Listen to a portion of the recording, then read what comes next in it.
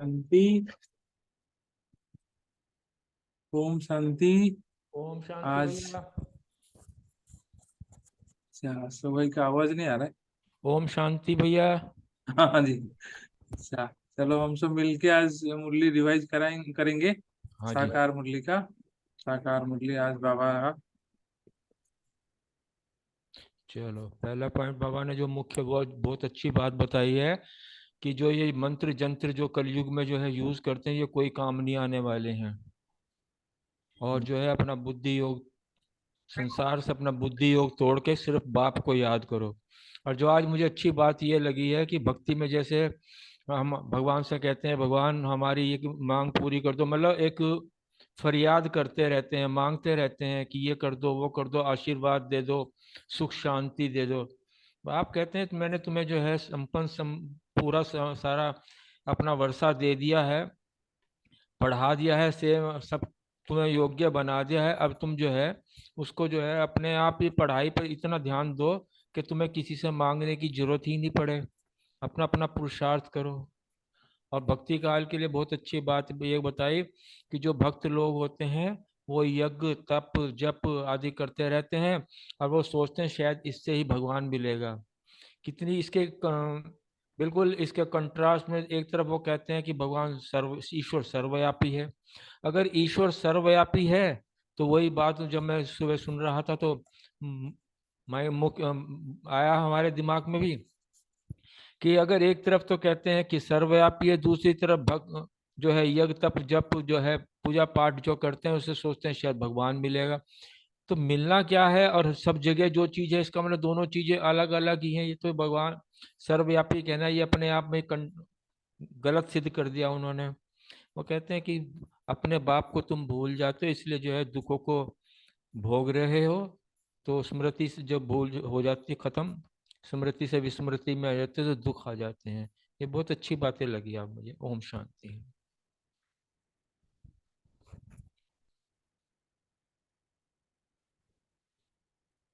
ओम शांति।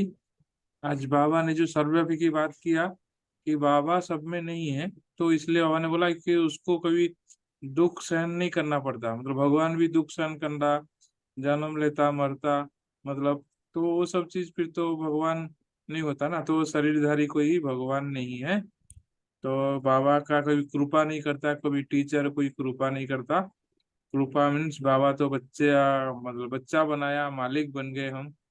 तो टीचर कृपा करे तो पूरा क्लास ही पास हो जाए फिर तो, है ना, तो फिर नंबर पद कैसे होगा। तो इसलिए टीचर कृपा कभी मांगने की जरूरत नहीं है। बाबा का बनो। दादा का बनने से फिर बाबा का बन जाते हैं, बाबा को जान जाते हैं। और बुद्धि का ताला खुल जाता है तो निश्चय बुद्धि होता है, तो बाबा बुद्धि का ताला खोल देता है। तो संशय बुद्धि, संशय रहता है मन में थोड़ा सा भी, तो बाबा ताला नहीं खोलता, बुद्धि बंद हो जाता है, तो आगे से बढ़ नहीं पाते हैं। ओम शांति। ओम शांति। जैसे आज मैं किसी का रिवीजन सुन रही थी तो उसमें वो बता रहे थे ज्ञान भक्ति वैराग्य 3 पार्ट होते हैं। तो भक्ति मार्ग में ना हमारा मांगने का पार्ट होता है कि भगवान मेरी ये इच्छा पूरा कर दो, मैं ये करूंगी, ये होगा तो मैं ये करूंगी, इस तरह से। लेकिन जब हम ज्ञान मार्ग में आते हैं तो ज्ञान मार्ग में बाबा कहते हैं इसमें मांगने की दरकार नहीं, अधिकार बनने की है। तो हम अधिकारी बनते हैं जब ज्ञान मार्ग में आते हैं। तो मांगने का इसमें हमारा कोई वो ही नहीं है। ओम शांति।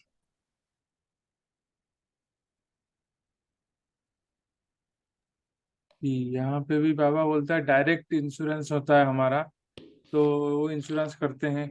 वो तो बाबा कभी कभी बोलता है इतना विनाश हो जाएगा कौन किसका लेगा, है ना, इंश्योरेंस अमाउंट होगा भी तो कौन किसको देगा। यहाँ पे हम डायरेक्ट इंश्योर करते हैं अपना 21 जन्म के लिए। ओम शांति। आज जो ये मांगने मांगने का है तो ये बात भी सही है कि हम वैसे भी लौकिक में भी पढ़ाई करते हैं तो टीचर से थोड़े कहेंगे आशीर्वाद दे दो हमें और हम पास हो जाएं। पढ़े नहीं, पढ़ना सबको पड़ता है। वो अगर क्लास में 40 बच्चे हैं तो वो सबको एक जैसा पढ़ाते हैं लौकिक में भी। और जो पढ़ के मेहनत करके उसको आंसर लिखता है, भले ही क्लास में कितनी बारी सुनाता रहे, मगर जब आंसर लिखता है ना फाइनल एग्जाम में, जो या जो एग्जाम होते हैं नंबर उसी के आते हैं, डिग्री भी उसी अकॉर्डिंगली मिलती है। सेम यहाँ पे भी यही है कि बाबा कहता है मैं तुम्हें देता हूँ, हर एक को वर्षा पढ़ाता भी एक जैसे हूँ, सारे बच्चे आते भी हैं, मगर ठीक है हमने समझ लिया, समझ के हमने बता भी दिया, मगर प्रैक्टिकली जब हम जीवन में धारण करते हैं ना, एक्चुअल में वो हमारी प्राप्तियां हैं, वो हमारे हमारे अंदर के संस्कार भी तभी चेंज हो पाते हैं, हम प्रैक्टिकली कर्म वैसा कर सकते हैं, उदाहरणाएं फिर हमारी वैसी आती हैं, और धारणा होने के बाद वो फिर प्रैक्टिकली हम फिर वो एग्जाम्पल और सैंपल बनते हैं, जिसके हिसाब से हमें और लोग बनते हैं, उसके भी नंबर बाबा हमें देता है। वो सेवा, क्योंकि 4 सब्जेक्ट है हमारे, चारों को हम ऐसे अगर कहें नहीं बाबा हमें तुम कराओगे सेवा तो हम कर लेंगे, नहीं ऐसे नहीं होता ना, ये हमें एफर्ट करने, प्रैक्टिकल लेबोरेटरी में भी हमें प्रैक्टिकल करके दिखाने पड़ते हैं तभी नंबर मिलते हैं। तो वो नंबरों की काउंटिंग है तो वो आशीर्वाद से नहीं होगी, वो हमें प्रैक्टिकली धारणाओं के ऊपर करके देखनी है, जिसके कि नंबर भी हैं और हमें भी फायदा है, आज भी है और फ्यूचर में भी वो हमारा संस्कार फिर पक्का हो जाता है। ओम शांति। ओम शांति। कृपा का जो ईश्वर वर्ड है ना, वो है कर और पा। जब तक करेंगे नहीं वो कृपा नहीं होगी। यही कृपा है जो मुरली पढ़ाते हैं, मुरली सुनाते हैं। और कृपा में भी है कि जितना करेंगे, जब करेंगे, जैसे करेंगे वैसे पाएंगे। यहाँ भी पढ़ाई में हमें बहुत तीखा बनना है और याद से ही विजय होती है।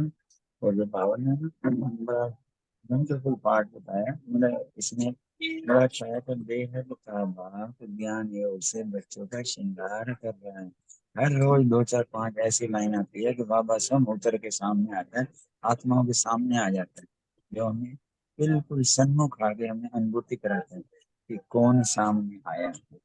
और कितना सुंदर वरदान था कि चलते फिरते फील करते रहे कि मास्टर शिक्षक हैं और चारों तरफ स्टूडेंट हैं।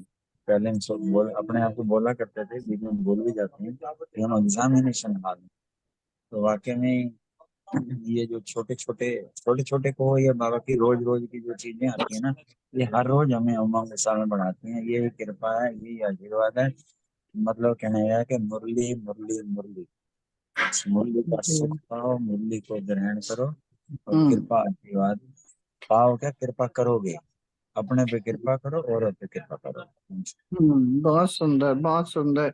यही मैं कहने वाली थी कि कृपा जो है वो कर रहा है, हमें नहीं लेनी आ रही है, तो इसमें कसूर बाबा का थोड़ी है। संगम पे पूरे पूरे काल में, पूरे चक्र में ये आकर ये कृपा, नहीं तो और क्या है। और उसको हम समझ नहीं रहे हैं, तो ये हमारे अपने भाग्य के ऊपर हम लकीर मार रहे हैं। तो ये कृपा है जब वो आ रहा है, ये कृपा है जो हम सेंटर में जाते हैं और वहां के वातावरण में बैठ के, इतना अच्छा वातावरण है, और वहां जब हम सुनते हैं और घर में सुनने में अंतर है। तो ये वाली कृपाएं हम खो रहे हैं ना, ये हम, वो तो कर रहा है, वो भले ही कहता है कि मैं कृपा नहीं करता, बट वो ही कृपा है, यही तो कृपा हमें मिल रही है। फिर वो परिवार मिल रहा है, फिर वो कृपा ये भी है कि वहां सेंटर पे सारी आत्माएं विशेष आती हैं, वो वाला वाइब्रेशन हमें वहां पे देते हैं, दीदियां मिल गई, ये इससे बड़ी कृपा और क्या चाहिए हमें। ओम शांति। ओम शांति। बाबा ने आज कहा है कि तुम्हारा है योग बल, योग बल से बाबा कह रहा है कि तुम पूरे विश्व पर राज्य करते हो। और फिर बाबा ने कहा कि मैं खुद कहता हूँ कि मुझे याद करो तो तुम्हारे विकर्म विनाश होंगे।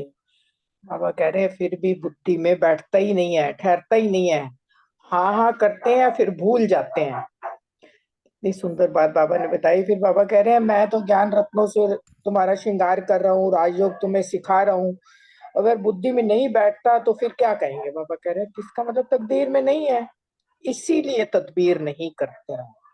बाबा ने आज पूरी मुरली में यही बताया है कि बाप तो टीचर है और टीचर बन के वो पढ़ा रहा है, और अगर कोई नहीं पढ़ता, ना पास हो जाता है, तो फिर टीचर आशीर्वाद तो करता नहीं। शांति।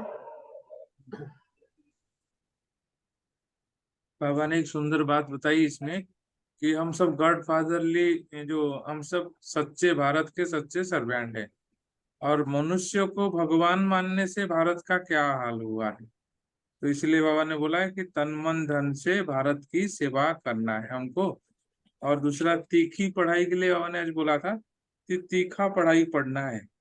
जो पढ़ेंगे पढ़ाएंगे वही क्या होंगे ना, राजमाल स्वर्ग की मालिक बनेंगे, और नहीं तो दास दासी बनेंगे। तो ये 2 पॉइंट बाबा ने बताया था। और तकदीर नहीं तो तस्बीर तदबीर करते ही नहीं है, समझ में नहीं आता उनको। तकदीर में होगा तो वो भी पुरुषार्थ करके आगे बढ़ जाते हैं।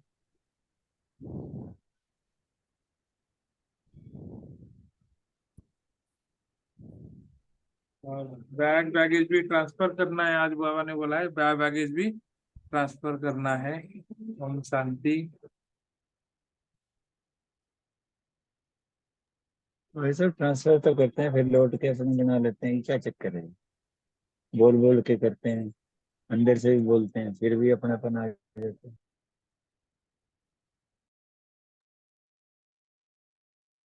हाँ, दिल से एक्चुअली योग बल द्वारा ही ट्रांसफर करना है। हमको लगता है खाली भक्ति में तो बोलते थे, यहाँ भी बोलने से नहीं चलेगा। योग बल द्वारा सच में ट्रस्टी बनने का अभ्यास करेंगे, बार बार साक्षी बनकर देखेंगे। बाबा ने जो बोला है स्लोगन में भी आप देखेंगे, श्रेष्ठ योग जो वही है कि जो अपने संस्कारों को श्रेष्ठ बनाते हैं, संस्कारों को पावन बनाते हैं।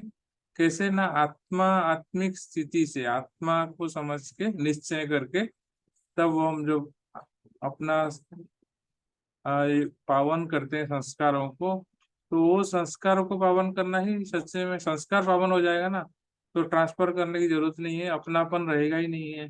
तो वही श्रेष्ठ योग है, बाबा ने आज भी बताया।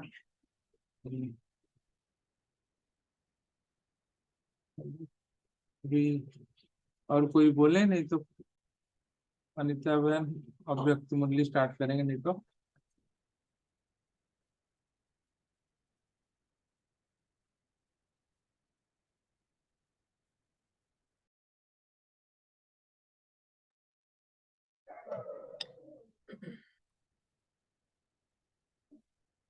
हाँ जी, ओम शांति। आज 28 अप्रैल 1977 की मुरली है, पार्ट 1 है।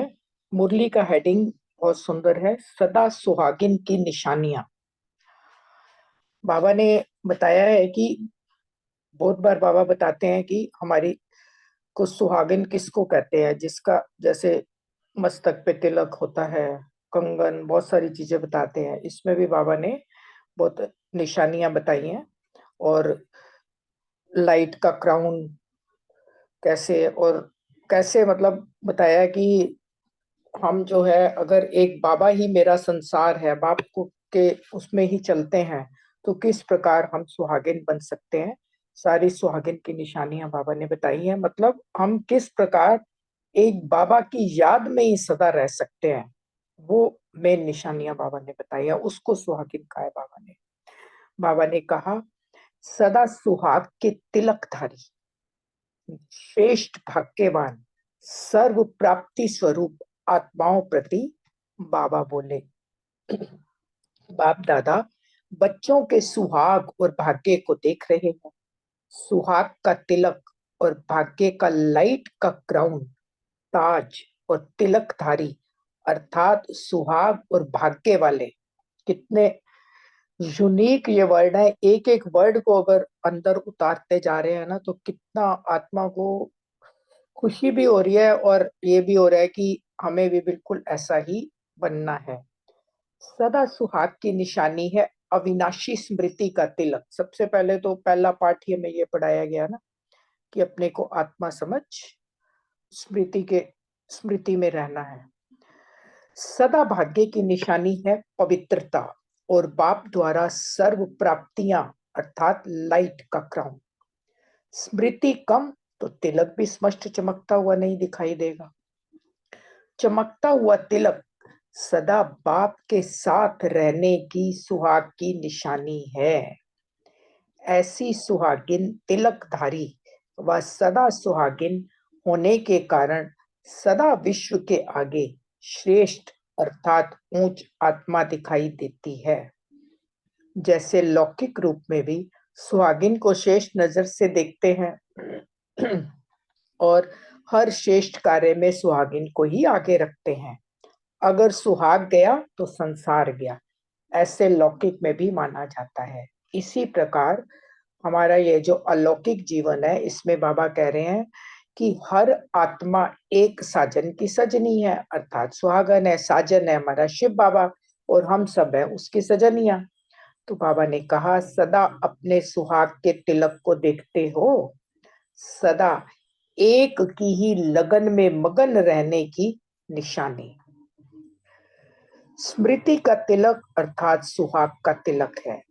अभी विजय भाई ने जो बात बोली ना कि सारा बैग बैगेज देते हैं फिर वापस आ जाता है, यहाँ पे यही है कि हम सदा उसकी लगन में मगन नहीं रहते ना, बीच बीच में हमारा कनेक्शन टूटता रहता है, इधर उधर लौकिक में चला जाता है। तभी वो जो है ना, वो फिर बुद्धि हमारी उस तरफ जाती है, क्योंकि बाबा ने क्लियर बोला है कि स्मृति का तिलक, जब आत्मिक स्मृति में रहेंगे, दूसरे को भी आत्मा समझेंगे, तो अल्टीमेटली याद आएगा कि हम तो यहाँ पर मेहमान है, ये सब तो हमारा नहीं है, ये हमें सिर्फ यूज करने के लिए मिला है। हम अपनी लगन, बाबा की लगन की मगन में उतना मगन नहीं रहते जितना बाबा चाहता है, तो उस पर ही हमें काम करना है। बाबा ने कहा, स्मृति का तिलक अर्थात सुहाग का तिलक है। अगर तिलक मिट जाता है तो गोया अपने सुहाग को मिटा देते हैं। अपने आप से पूछो कि मैं सदा सुहागिन हूं? सदा सुहागिन एक श्वास व एक पल भी साथ नहीं छोड़ती है। इतना बाबा चाहता है कि हम एक श्वास भी ऐसा हमारा ना निकले जो हमें बाबा की याद ना हो। सदा सुहागिन के मन के बोल हैं, साथ रहेंगे, साथ जिएंगे, साथ मरेंगे। सदा सुहागिन के नैनों में, मुख में साजन की सूरत और सीरत समाई हुई होती है। कानों में उनके बोल ही सदा सुनने में आते हैं। जैसे भक्ति में अनंत शब्द सुनने के अभ्यासी होते हैं, बहुत प्रयत्न के बाद एक बार भी अगर शब्द सुनाई देते तो अपनी भक्ति को सफल समझते हैं। यह सब भक्ति की रीति रस्म इस समय के प्रैक्टिकल लाइफ से कॉपी की है। बाबा कह रहे हैं, इस समय तुम इतना ज्यादा परमात्मा को याद करते हो, अनंत नाम जब जपा जाप जब जपते रहते हो, मेरा बाबा, उतना उसकी लगन में मगन रहते हो, तब भक्ति वाले इस रस्म को फॉलो करते हैं। सदा सुहागिन अर्थात जिनके कानों में अनादि महामंत्र मन मनाभव का स्वर गूंजता रहेगा, सदा यह अनुभव करेंगे कि बाप यह महामंत्र बार बार सुनाते हुए स्मृति दिला रहे हैं कि चलते फिरते यही अनहद अर्थात अविनाशी बोल बाप के सम्मुख सुनने का अनुभव करेंगे। और कोई भी आत्माओं के बोल सुनते हुए भी नहीं सुनेंगे। बस तुम्ही से बोलूं, तुम्ही से सुनूं व तुम्हारा सुनाया ही बोलूं, ऐसी स्टेज जब होगी तो बाबा कह रहे हैं सदा सुहागिन कहलाएंगे हम। सिर्फ बाबा जो सुना रहा है वही सुनना है, वही बोलना है, और दूसरों को भी सिर्फ वही सुनाना है, तो व्यर्थ की तो कोई गुंजाइश फिर बचेगी ही। ऐसे सदा सुहागिन संकल्प में भी अन्य आत्मा प्रति एक सेकंड भी स्मृति में नहीं लाएगी, अर्थात संकल्प में भी किसी देहधारी के झुकाव में नहीं आएगी। लगाव तो बड़ी बात है, झुकाव भी नहीं। फिर बाबा कह रहे हैं कि जैसे लौकिक जीवन में भी पर पुरुष प्रति संकल्प करना व स्वप्न में भी आना सुहागिन के लिए महापाप गिना जाता है, ऐसे ही अलौकिक जीवन में भी अगर संकल्प मात्र भी, स्वप्न मात्र भी कोई देहधारी आत्मा तरफ झुकाव हुआ तो सदा सुहागिन के लिए महापाप गिना जाता है। कितनी गहरी बात बाबा ने बोली है। तो सदा सुहागिन अर्थात एक बाप दूसरा ना कोई, ऐसे सुहाग का तिलक लगा हुआ है। माया तिलक मिटा तो नहीं देती। सदा सुहाग के साथ सदा भाग्य, सिर्फ सुहाग नहीं लेकिन भाग्य भी अर्थात भाग्यवान हो। सदा भाग्यवान की निशानी बाबा ने जो बताई, ऊपर भी लाइट का क्रम। जैसे लौकिक दुनिया में भाग्य की निशानी राज्य अर्थात राजाई होती है और राजाई की निशानी ताज होता है, ऐसे ईश्वरीय भाग्य की निशानी लाइट का क्राउन है। फिर बाबा ने कहा उस ताज की प्राप्ति का आधार क्या है? प्योरिटी और सर्व प्राप्ति। वो प्योरिटी का ही ताज है, संपूर्ण प्योरिटी, अर्थात मनसा में भी किसी एक विकार का अंश भी ना हो, और सर्व प्राप्ति अर्थात ज्ञान, सर्वगुण और सर्व शक्तियों की प्राप्ति। अगर कोई भी प्राप्ति की कमी है तो लाइट का क्राउन स्पष्ट दिखाई नहीं देगा, अपवित्रता और अप्राप्ति के बादलों में छिपा हुआ दिखाई देगा। लाइट का क्राउन क्लियर दिखाने के लिए बाबा ने शर्त बता दी, सर्व प्राप्ति संपन्न। स्वयं को सदा लाइट आत्मिक रूप अनुभव नहीं करेगा, कर्म में भी अपने को लाइट महसूस नहीं करेगा। बार बार मेहनत के बाद व अटेंशन रखने के अभ्यास के बाद अल्प समय के लिए स्वयं को डबल लाइट अनुभव करेगा। जैसे ही सोचेगा कि मैं आत्मा लाइट हूं, तो आत्मा की बजाय शरीर अर्थात देह अपने को अनुभव करेगा। भाग्य का आधार सर्व प्राप्तियां है। सर्व प्राप्तियों की निशानी है अविनाशी खुशी। अगर सारी प्राप्तियां हैं तो सदा अविनाशी खुशी में रहेंगे। सदा भाग्यवान सदा खुश होगा, भाग्य कम तो खुशी भी कम, खुशी कम अर्थात सदा भाग्यवान नहीं। तो समझा, सदा सुहागिन और सदा भागिन अर्थात भाग्यवान की निशानियां क्या है? अब बाबा कह रहे हैं, बाबा ने सारी निशानियां बता दी हैं, तो अब सब बातें सामने रखते हुए स्वयं को चेक करो कि मैं कौन हूं। अच्छा, सदा सुहाग के तिलकधारी, श्रेष्ठ भाग्यवान, सर्व प्राप्ति स्वरूप, सदा बाप के साथी, ऐसी श्रेष्ठ आत्माओं को बाप दादा का याद प्यार और नमस्ते। हम रूहानी बच्चों की बाप दादा को याद प्यार नमस्ते। ओम शांति। बहुत ही सुंदर मुरली है, बहुत सुंदर बाबा ने हम आत्माओं का श्रृंगार बताया है, भाग्यवान भी बताया कि कैसे बन सकते हैं। बाबा को याद करते हैं, फिर क्वेश्चन आंसर्स करें।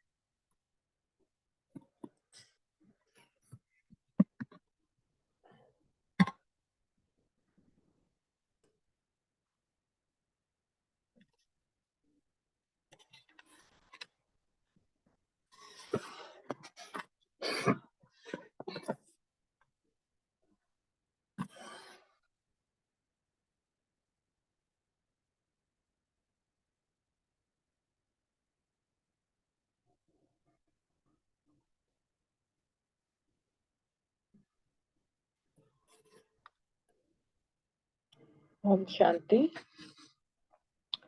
पहला क्वेश्चन रितु बहन और रोमा बहन के लिए है।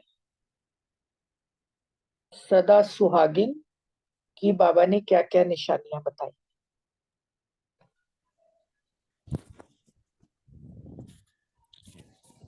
रितु बहन ने, यदि आप परमिशन दें तो मैं इस क्वेश्चन को पूरा कर दूं। हाँ जी कर दो, शायद रोमा बहन भी नहीं है ना बच्चा। हाँ, इसीलिए मैंने देखा कि रोमा बहन नहीं है, तो ये हाँ क्वेश्चन जी, अनअटेंडेड ना रह जाए। बाबा हाँ ने आज जी, जो सदा सुहाग की जो निशानियां बताई, एक तो बताया है कि अविनाशी स्मृति का तिलक लगा होना चाहिए। सुहाग की निशानी तिलक कही गई है लौकिक में भी। दूसरे जो वो आभूषणों जो सदा सजी रहती है, वो हर एक जो है, जो उसके अलंकार होते हैं, वो भी अपना अलग अलग बताते हैं। इसको मैं ज़्यादा डिटेल में नहीं जाऊंगा यहाँ पर। संक्षेप में केवल यही है कि अविनाशी तिलक का, स्मृति का तिलक हो, और माँ भाग्य की निशानी बताई थी पवित्रता। जब ये पवित्रता आ गई अर्थात लाइट का जो क्राउन होगा, तभी जो है बाबा बताते हैं सुहाग पूरा होता है। सुहाग का तिलक और भाग्य का क्राउन, इसलिए उसको बाबा ने बताया। अगर ये नहीं है तो जब ये होता है जब बाप के साथ हमारी दिल लगी हुई हो। अगर ये नहीं है तो जो है श्रेष्ठ या ऊंच आत्मा नहीं बनते। बेशक सुहागन हो, और लेकिन हमारा जो है ये सुहाग अगर साथ है तो सब कुछ है, लौकिक में कहते हैं ना, जैसे सुहाग गया तो संसार गया। इसी तरह अगर हमारा ये सुहाग हल्का सा भी फीका पड़ जाता है, अर्थात बादलों में छिप जाता है, तो जो प्राप्तियां होनी होती है वो प्राप्तियां नहीं होंगी। ओम शांति। शांति जी, बहुत अच्छा। नेक्स्ट क्वेश्चन अर्चना बहन और विनीता बहन के लिए है। चमकते हुए तिलकधारी के लिए बाबा ने क्या कहा? ओम शांति। तिलक जो है वो सुहाग की निशानी होती है। लौकिक में भी बिंदी लगाते हैं, तिलक लगाते हैं, वो सदा सुहागिन की निशानी मानी जाती है। तो अगर तिलक मिट जाता है तो मतलब सुहाग मिट गया, ऐसा लौकिक में भी बोलते हैं। तो ये अविनाशी तिलक बाबा हमको लगाता है। आत्मस्मृति का जो तिलक है, श्रेष्ठ मानव का, श्रेष्ठ स्थिति का ये तिलक है।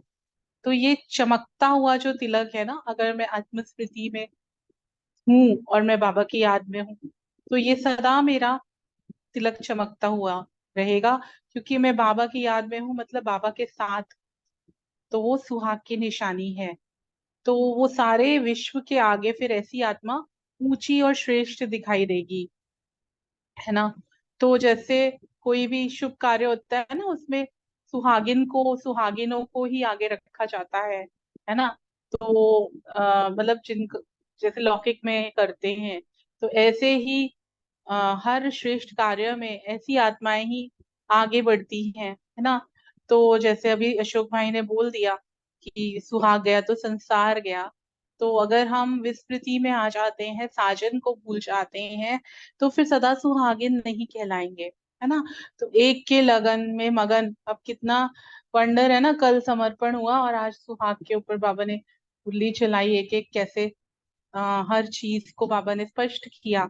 तो ये सिर्फ बहनों के लिए नहीं, हमारा भी है। तो ये जो तिलक है, ये सदा सदा सुहाग की निशानी है। और इसलिए अपने आप को सदा देखते रहना है, क्योंकि बार बार बिंदी को चेक करती है ना लेडीज जो होते हैं। तो वो बिंदी श्रृंगार माना जाता है, बार बार चेक करते हैं कि नहीं है। तो ये स्मृति का जो तिलक है हमने सदा लगा के रखा है।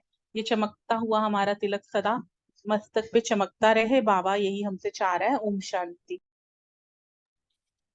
शांति, बहुत अच्छा। विनीता बहन है नहीं है, मेरे ख्याल नहीं है।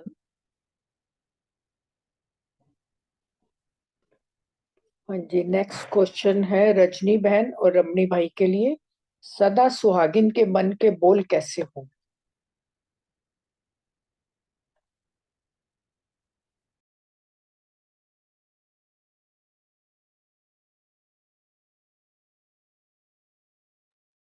ओम शांति। रमनी भाई आप बोलिए।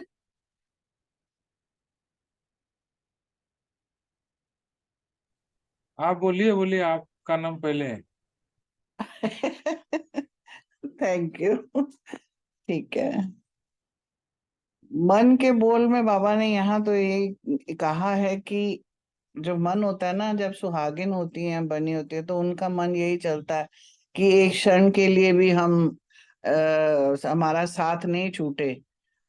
और उसका मन में यही रहता है कि जैसे ही गठबंधन जिसको कहा जाता है, मिलन होता है, तो मैरिज के बाद तो एकदम से ऐसे लगता है कि बस एक साथ ही रहें, जीना मरना इकट्ठा रहेगा।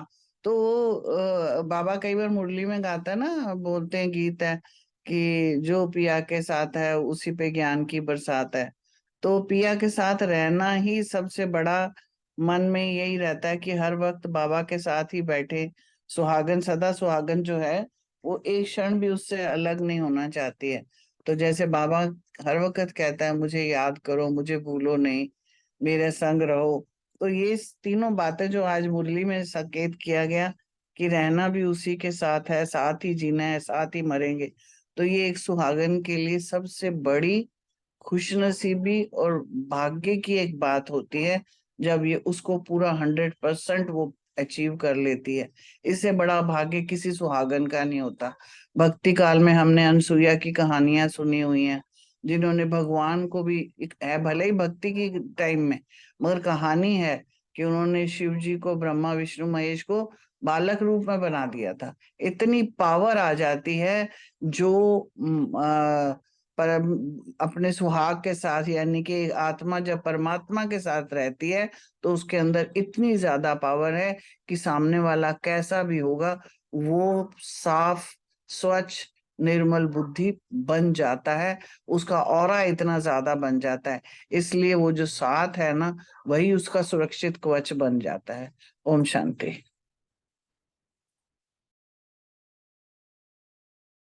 ये बहुत अच्छा रजनी बहन ने बता दिए कि इसमें मन का बोल जो है बाबा का यही रहता है कि हर समय बाबा के साथ रहूं, तेरे साथ खाऊं, तेरे साथ बैठूं, तेरे साथ तू तुझे ही देखता रहूं। तो ये जो है सुहागिन का लक्षण होते ही होता है, क्योंकि सुहाग एक बार शादी होने के बाद फिर दूसरे किसी की तरफ नजर नहीं जाता ना। तो इसलिए बाबा इसमें बोलते हैं कि सदा सुहागिन का नजर, हम तो जानते हैं सुहागिन कैसा होता है। बाबा साकार मूल्य बताता है कि व्यभिचारी अव्यभिचारी, तो अव्यभिचारी जो भक्ति था, अव्यभिचारी, हम यहाँ पे अव्यभिचारी ज्ञान में आए तो अव्यभिचारी मीन्स भगवान का एक भगवान है।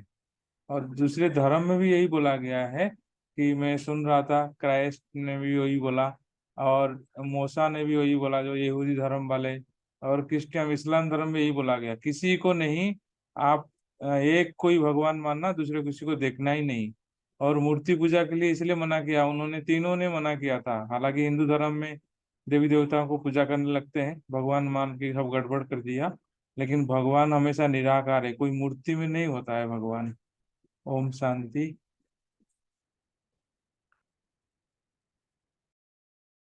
ओम शांति, बहुत अच्छा से बताया।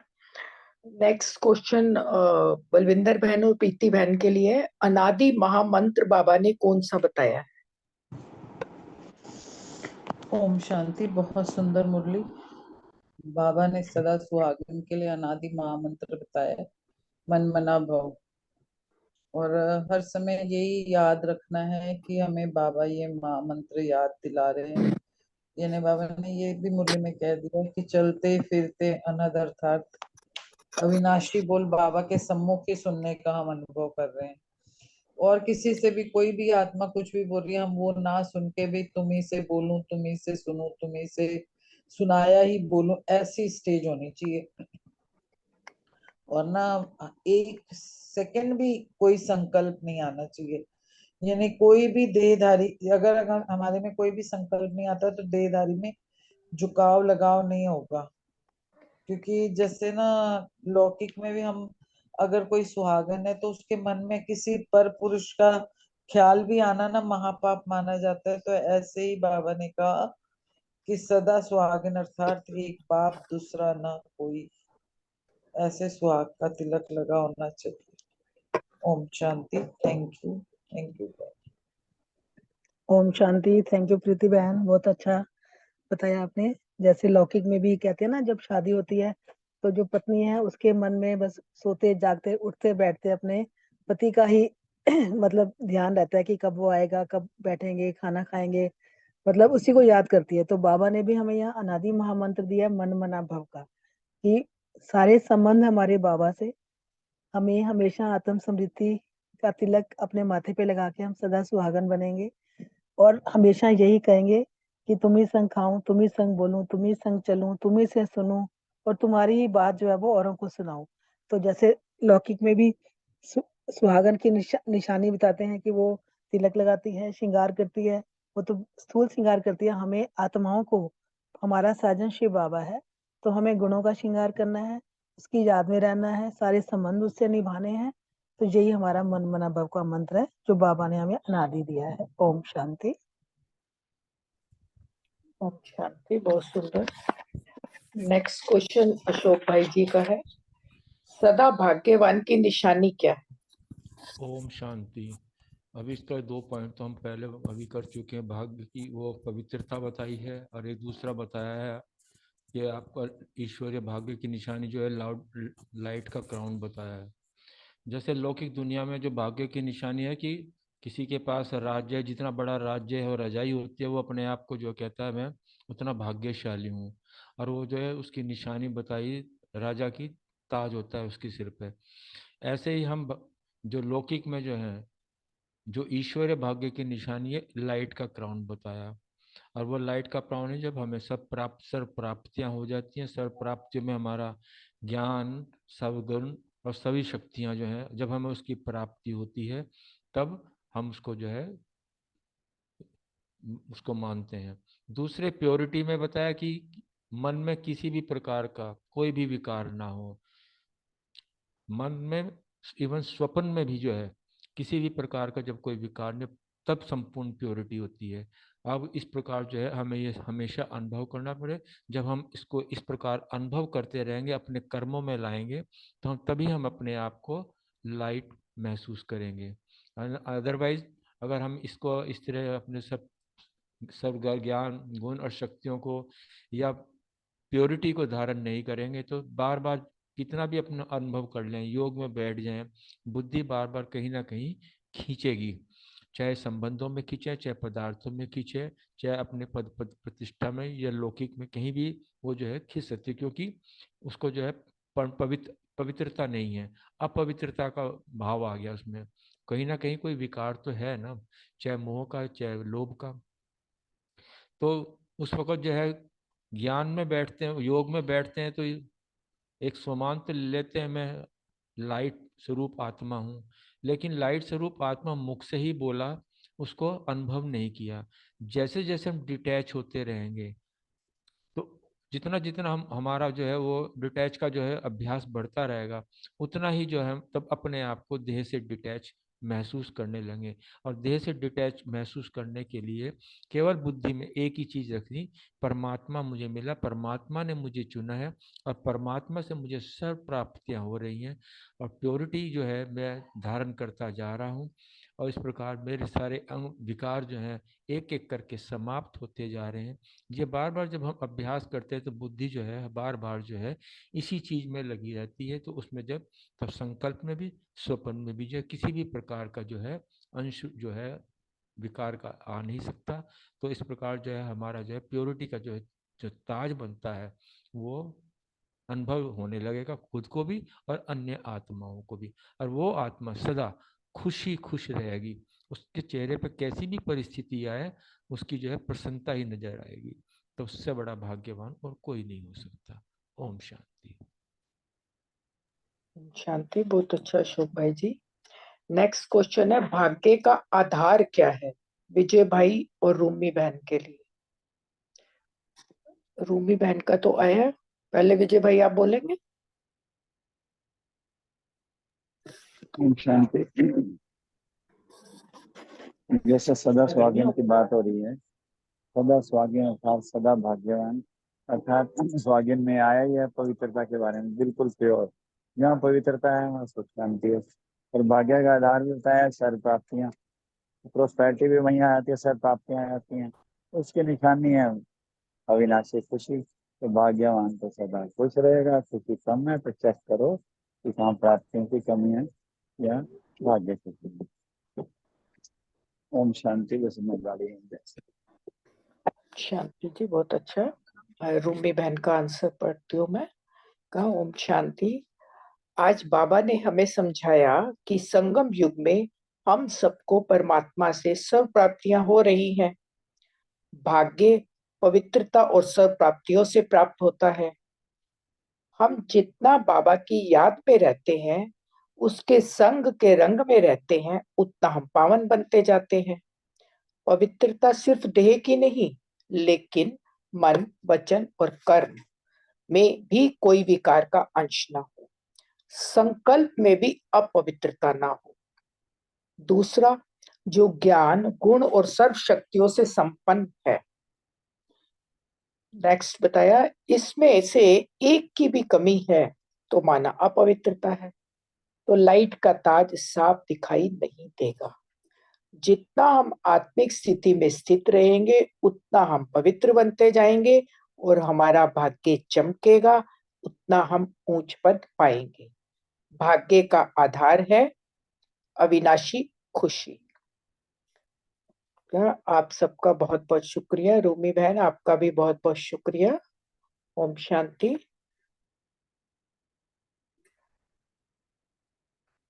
क्वेश्चन आंसर्स हो गए, किसी और को कुछ शेयर करना है? ओम शांति। कल के में जो सब पार्टिसिपेट किया उसके लिए कुछ शेयर करना चाहेंगे तो? ये कल का क्योंकि एक प्रोग्राम अद्वितीय अद्वितीय था ना बेसिकली। बहुत कभी भी सुंदर ऐसे प्रोग्राम प्रोग्राम के कभी हम पार्ट नहीं बने ना। हाँ, नहीं हमने तो खैर ओआरसी और पानीपत भी एक बार गए थे, लेकिन बहुत सुंदर था, बहुत बढ़िया अरेंजमेंट था। सब भाई बहनों ने इतनी लगन से, इतनी मेहनत से प्रोग्राम में अपना पूरा सबने सहयोग दिया और बहुत ही सफल रहा प्रोग्राम। बहुत सुंदर प्रोग्राम था, इतनी मतलब अलौकिकता और रूहानियत में तो कितनी बार आंखों में प्रेम के आंसू आ रहे थे। बाबा ये दिन हमको देखने को मिल रहे हैं, तो मैं वही सोच रही थी। बहुत बार ऐसा होता है जब लौकिक शादियों में जाना पड़ता है ना, क्योंकि जाना तो पड़ता है, अब रिलेटिव्स में होती है, तो वहाँ बिल्कुल मन ही नहीं लगता हमारा। तो बस यही वो ऐसे वाले सीन याद आते हैं कि हमारे बाबा के घर में क्या होता है और यहाँ क्या हो रहा है देखो। तो कितनी पवित्रता और कितनी रूहानियत थी, बहुत सुंदर प्रोग्राम था। शांति। ओम शांति। मैंने कहा जब से बाबा के बने हैं, बाबा के घर आए हैं, बाबा के साथ हर त्योहार मनाया है। बस एक यही प्रोग्राम हमने नहीं देखा था जो हमने कल इतना लाइव देखा। इतने अच्छी अनुभूति हो रही थी कि ऐसे लग रहा था कि जैसे शिव बाबा स्वयं धरा पे उतरे हुए हैं। वातावरण इतना अलौकिक था, इतना मतलब आनंद आ रहा था ना, उठने का दिल ही नहीं कर रहा था। बहुत सुंदर बड़ा सब भाई बहनों ने अपना सहयोग दिया। सबकी ड्यूटी जहां जहां लगी थी, भाग भाग के, जैसे घर घर में भी कोई शादी होती है ना, तो भाई ऐसे भाग भाग के काम करते हैं, बिल्कुल ऐसी फीलिंग आ रही थी। बहुत सुंदर प्रोग्राम था, बड़ा मनमोहक दृश्य था। ओम शांति।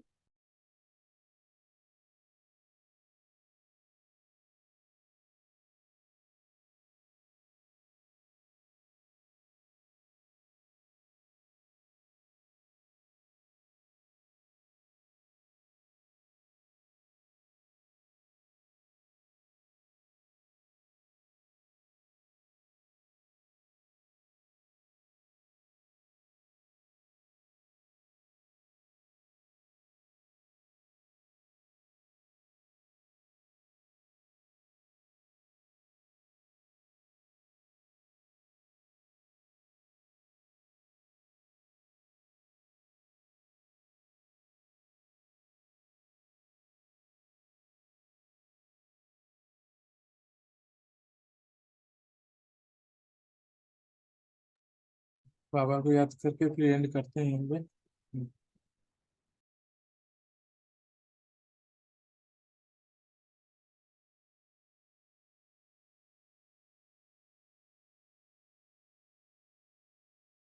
संगम